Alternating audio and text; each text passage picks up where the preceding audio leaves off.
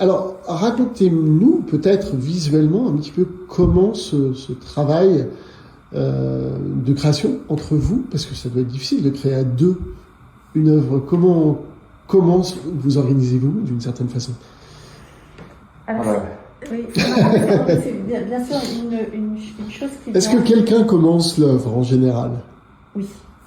Alors, qui commence? Déjà, on est d'accord dans la vie, on est d'accord absolument sur rien, sauf sur notre travail. Ah oui, ça c'est fou. Ça, c'est une bonne nouvelle. Et je veux dire, on s'entend, on s'entend comme deux sœurs siamoises uniquement sur notre travail. Et c'est vrai que, voilà, on est d'accord sur le récit, sur la façon dont on va raconter des histoires, mais pas forcément sur le moyen de le faire, hein, la technique. Mais en tout cas, chaque fois que Sœur Sylvie propose une idée, moi je suis enthousiaste et l'inverse c'est vrai. Et donc, voilà, on se met d'accord sur l'histoire que l'on va raconter. Et si je peux me permettre, c'est ça qui est très jouissif. C'est-à-dire, il n'y a rien de terrible, il n'y a rien de plus terrible quand vous faites de la création, si vous travaillez dans une équipe, hein, ou un binôme, un collectif, hein, quand il y a quelqu'un qui, au bout de 2 secondes, dit « Ah bah non ». Bah non, il n'y a pas de non. Vous vous encouragez en fait. C'est-à-dire qu'on rentre dans l'histoire de l'autre pour l'amener encore ailleurs. D'accord. Oui. Donc il y a cette idée d'élan, d'énergie, oui. On se projette dans une histoire. Et c'est vrai que quand un de nous propose une idée, même si au début cette idée nous paraît, voilà, on se dit, mais si elle le dit, c'est qu'il doit avoir quelque chose. Poussons. Et tout d'un coup, on découvre, ah oui, elle avait raison de dire ça. Enfin, voilà, ah oui, ça c'est une bonne idée en fin de compte. Et ça, cette pratique, ce ping-pong intellectuel que l'on a, c'est tout à fait jouissif et ça nous procure beaucoup de plaisir et ça nous stimule, voilà. Oui, je pense que ça c'est le vrai sujet en fait, je pense que c'est pour tous les artistes, hein. C'est comment on stimule, comment on se stimule. Parce que c'est l'atelier, il y a quelque chose de très aride, hein.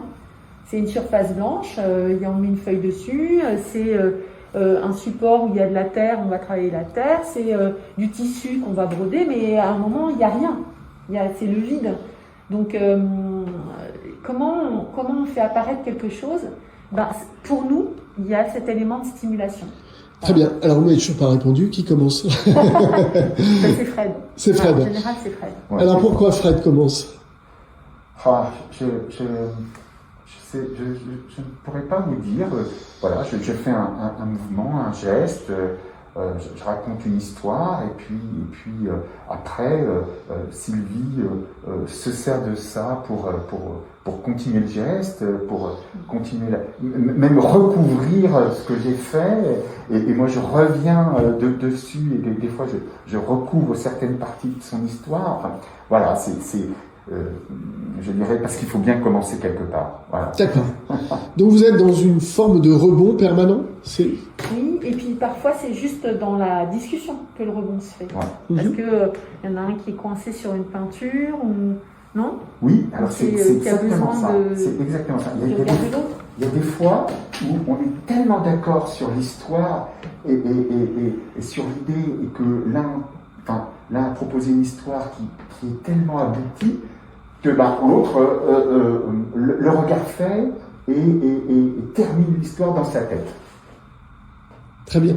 Alors, pour un profane, si vous aviez à nous parler peut-être des éléments qui vont revenir de temps en temps dans votre travail, qu'est-ce que vous mettriez en avant? Je sais que vous aimez pas le côté ranger quelqu'un dans des cases, mais est-ce qu'il y a des choses qui vous inspirent? J'ai noté quelques petites choses, par exemple le monde d'après, les fantômes, des corps humains qui se fondent parfois dans des corps d'animaux eux-mêmes mutants.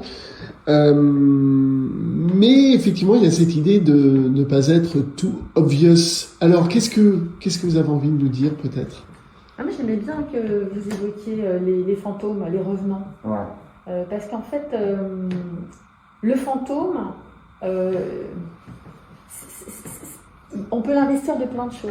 Le fantôme, ça peut être celui qui vous visite, celui qui vous dérange, ça peut être de la nostalgie aussi, ça peut prendre voilà, plein de formes différentes, de la terreur. Donc parce qu'il est insaisissable aussi peut-être. Oui, le côté insaisissable, tout à fait. Un peu comme vous.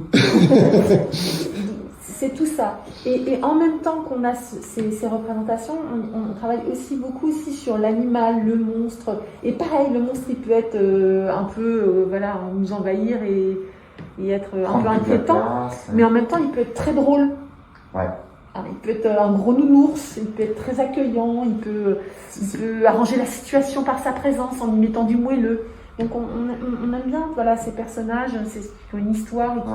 C'est vrai qu'aujourd'hui, aujourd'hui, actuellement, dans notre monde, ben, les fantômes, dans le monde occidental, les fantômes, les monstres ont tendance à disparaître. Ils sont plus, je veux dire, ils ont été gommés. La mort a été gommée, et les fantômes aussi. Et ce qui n'est pas vrai dans d'autres civilisations, dans d'autres cultures. Hein, je veux dire, là où je pensais à la culture japonaise, là vraiment les revenants sont revenus, sont là tous les jours, tout le temps, accompagnent la création. Là en France, eh bien, cette présence disparaît. Voilà, n'est pas présente pour nous.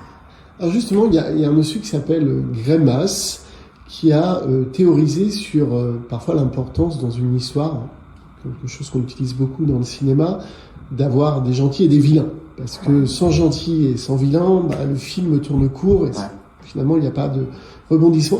Est-ce que c'est quelque chose qui parfois vous inspire dans vos créations ? Moi je trouve que c'est intéressant de dire que c'est une tension narrative, de mettre le méchant et le gentil, d'opposer. C'est intéressant. Et puis surtout, ce que j'aime bien aussi, c'est de faire survenir dans cette opposition des éléments qui ne sont pas attendus. Voilà. Là, dans votre dos, il y a une peinture où il y a un affrontement. Mais finalement, à un moment, paf, il sort son masque. Donc, c'est pas attendu cette affaire de masque vert là. Il est sorti. Et d'ailleurs, quand on l'a fait, je pense qu'il est sorti à la fin. Oui. Exactement. Oui, pour conclure, pour pas justement se retrouver uniquement dans un affrontement.